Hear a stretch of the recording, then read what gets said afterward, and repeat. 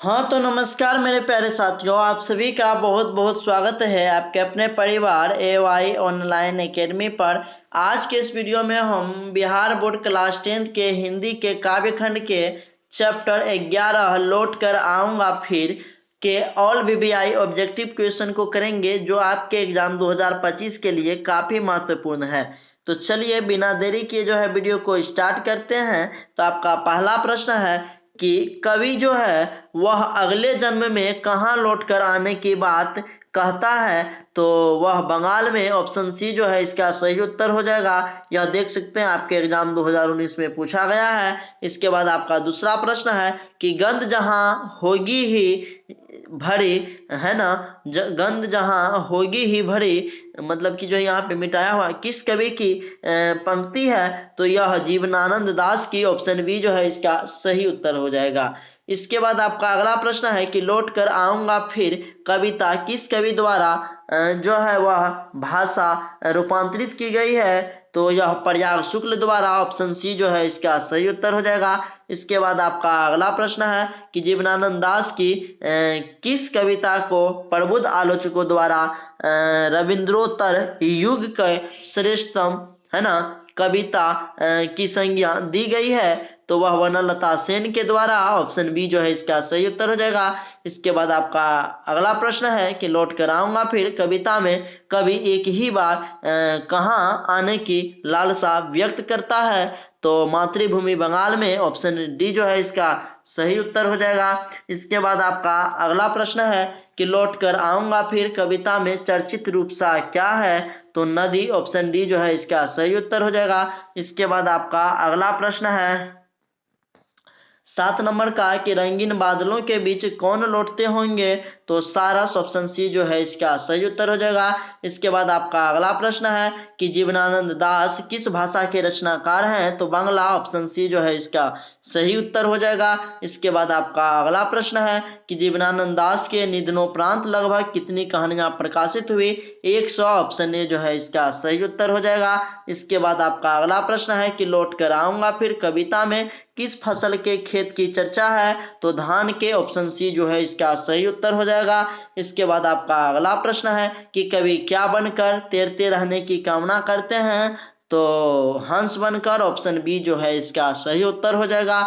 इसके बाद आपका अगला प्रश्न है कि जीवनानंद दास किस भाषा के कवि हैं, तो बांग्ला। ऑप्शन सी जो है इसका सही उत्तर हो जाएगा। इसके बाद आपका अगला प्रश्न है कि शाम की हवा के साथ किस पक्षी के उड़ने की कल्पना की गई है, तो उल्लू। ऑप्शन डी जो है इसका सही उत्तर हो जाएगा।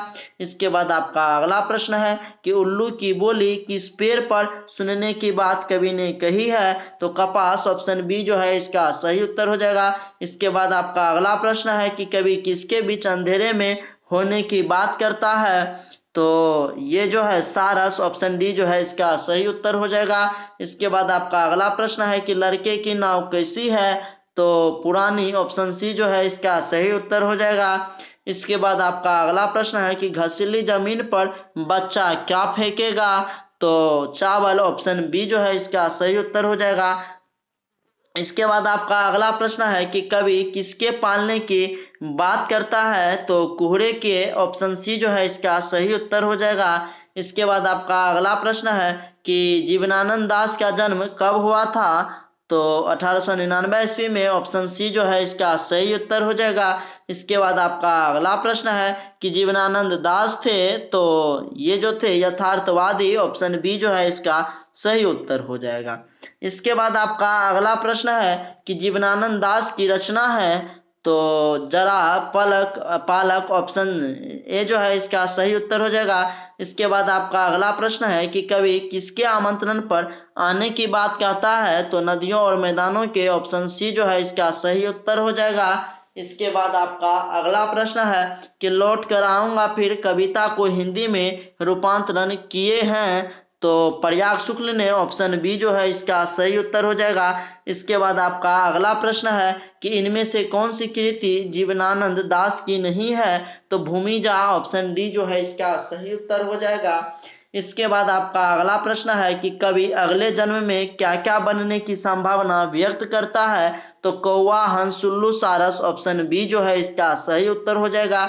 इसके बाद आपका अगला प्रश्न है कि जीवनानंद दास का काव्य संकलन है तो महापृथ्वी, झरा, पालक, उसके बाद मन, विहंगम, और इनमें से सभी जो है इसका काव्य संकलन है। ऑप्शन डी जो है इसका सही उत्तर हो जाएगा। इसके बाद आपका अगला प्रश्न है कि लौट कर आऊंगा फिर शीर्षक कविता में उल्लू कहाँ बोलता है तो कपास के पेड़ पर। ऑप्शन बी जो है इसका सही उत्तर हो जाएगा। इसके बाद आपका अगला प्रश्न है कि लौट कर आऊंगा फिर कविता है तो यह राष्ट्रीय चेतना की। ऑप्शन ए जो है इसका सही उत्तर हो जाएगा। इसके बाद आपका अगला प्रश्न है कि जीवनानंद दास हैं तो ये जो है यह एक साहित्यकार हैं। ऑप्शन डी जो है इसका सही उत्तर हो जाएगा। इसके बाद आपका अगला प्रश्न है कि सातटी तरार तिमिर किसकी कृति है तो यह जीवनानंद दास की। ऑप्शन बी जो है इसका सही उत्तर हो जाएगा। इसके बाद आपका अगला प्रश्न है कि जीवनानंद दास की श्रेष्ठ प्रेम कविता है तो वह वनलता सेन है। ऑप्शन ए जो है इसका सही उत्तर हो जाएगा। इसके बाद आपका अगला प्रश्न है कि जीवनानंद दास का निधन कब हुआ था तो 1954 ईस्वी में। ऑप्शन डी जो है इसका सही उत्तर हो जाएगा। इसके बाद आपका अगला प्रश्न है कि किसने जीवनानंद दास की बहुप्रशंसित और प्रसिद्ध कविता का हिंदी में अनुवाद किया तो प्रयाग शुक्ल ने। ऑप्शन बी जो है इसका सही उत्तर हो जाएगा। इसके बाद आपका अगला प्रश्न है कि पाठ्य पुस्तक में संकलित जीवनानंद दास की कविता का हिंदी में अनुवाद किसने किया है तो प्रयाग शुक्ल ने। ऑप्शन ए जो है इसका सही उत्तर हो जाएगा। इसके बाद आपका अगला प्रश्न है 35 नंबर का कि वनलता सेन काव्य संकलन के लिए जीवनानंद दास को कब श्रेष्ठ काव्य ग्रंथ के पुरस्कार से पुरस्कृत किया गया तो 1952 ईस्वी में। ऑप्शन बी जो है इसका सही उत्तर हो जाएगा।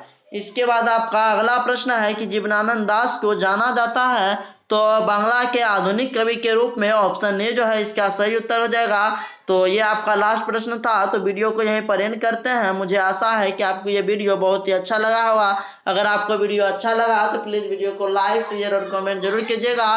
साथ ही अगर आपने अभी तक AY ऑनलाइन एकेडमी परिवार को सब्सक्राइब नहीं किया है तो प्लीज़ सब्सक्राइब कीजिएगा।